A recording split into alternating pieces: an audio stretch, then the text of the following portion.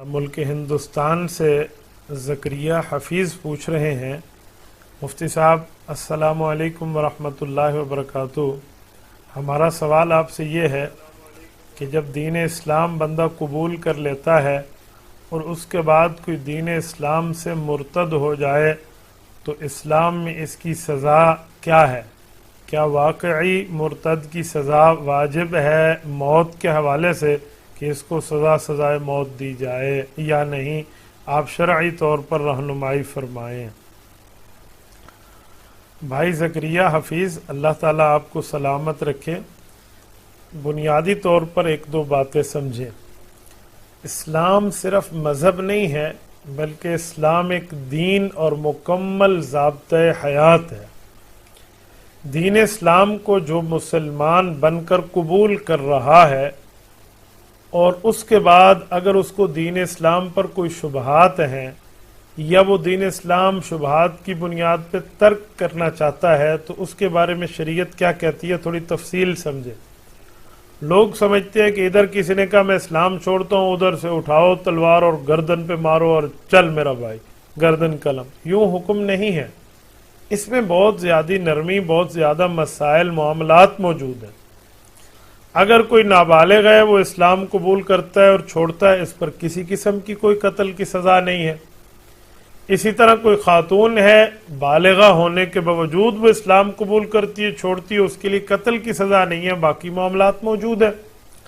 لیکن جو اسلام میں مرتد کے لیے قتل ہے نا، یہ بات ذہن میں رکھیں، اسلام میں ہر مشرک کے لیے قتل نہیں ہے، ہر کافر کے لیے قتل نہیں ہے، ہر منکر اسلام کے لیے نہیں ہے، بلکہ جو بندہ دین اسلام سے برگشتہ ہو کر اسلام کو چھوڑے گا تو اسلامی حکومت کی ذمہ داری ہے کہ وہ جس بیسس پر چھوڑ رہا ہے اس بیسس پر اس کی تسلی کرائی جائے، اس کو باقاعدہ صفائی دینے، سمجھنے، سننے، سنانے کا کھلے طور پہ ڈیبیٹ کا موقع دیا جائے کہ بھائی آپ دین اسلام کس بنیاد پہ چھوڑ رہے ہیں، آپ بتائیں آپ کو کون سے حکم سے اطمینان نہیں ہے۔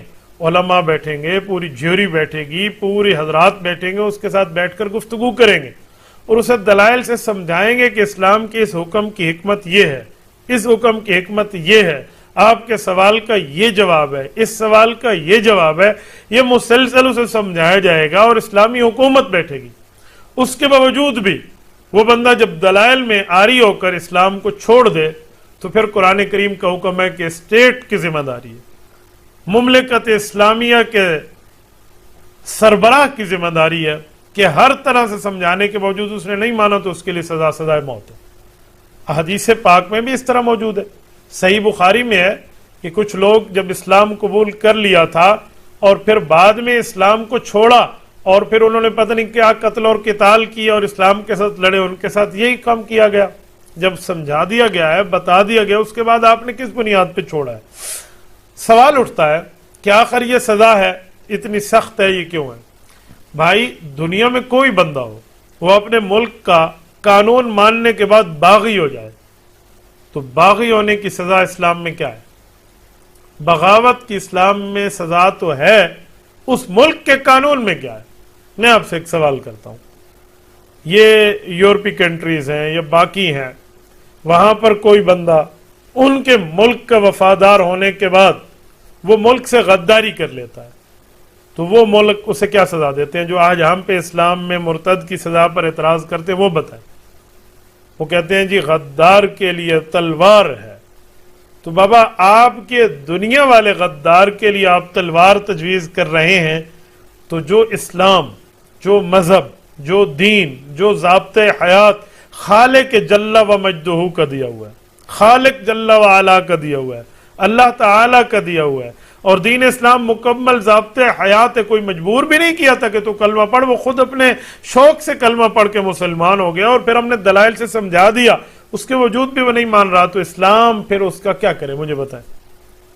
تو اس لیے یہ بات غلط ہے کہ آپ اس بنیاد پہ کہیں، نمبر ایک۔ نمبر دو بات کہ دین چھوڑنے والے کی جو سزا ہے یہ سزائے موت ہے، کیا یہ صرف قرآن کریم دے رہا یا اس سے پہلے مذاہب میں بھی ہے؟